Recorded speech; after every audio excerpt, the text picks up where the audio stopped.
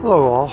All right, well, I haven't mentioned what's been happening down in South America and the southern portion of Africa, where it's winter there, but you would never know it. They're in the 100s and the 80s and 70s. They're not even in winter weather for some reason. But let's talk about some of the ramifications of global climate change. This is just one example. By the way, we're in our heat wave now. Very warm out. Drought hit the Panama Canal. The canal relies on rainwater to move ships through a series of locks that function like water elevators, raising the ships up and over the continent between the Atlantic Ocean and the Pacific Ocean. So there's a small mountain range that they have to lift the ships up and over, and they use rainwater to fill these locks. However, the water shortage due to the low rainfall has forced operators to restrict the number of ships passing through the canal. So if they're at a certain draft, so much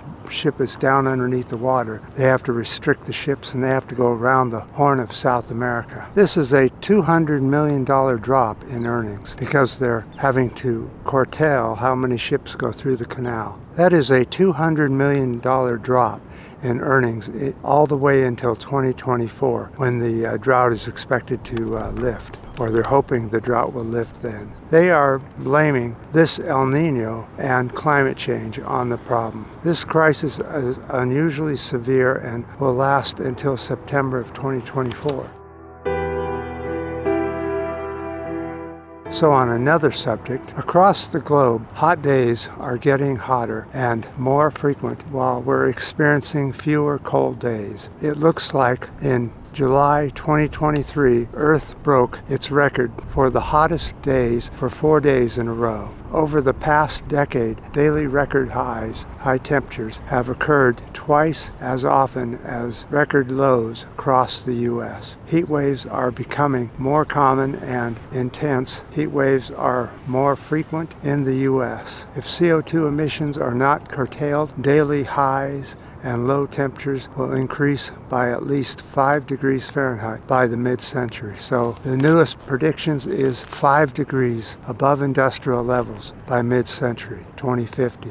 Well, that's definitely a death sentence for humans if that becomes the norm. And the way we're seeing it, here in the U.S. anyway, the want for more fossil fuels, and they don't want any alternative energy hooked up to the grid because that takes away money from the fossil fuel industry. Boy, talk about being paid off. That's the way it is.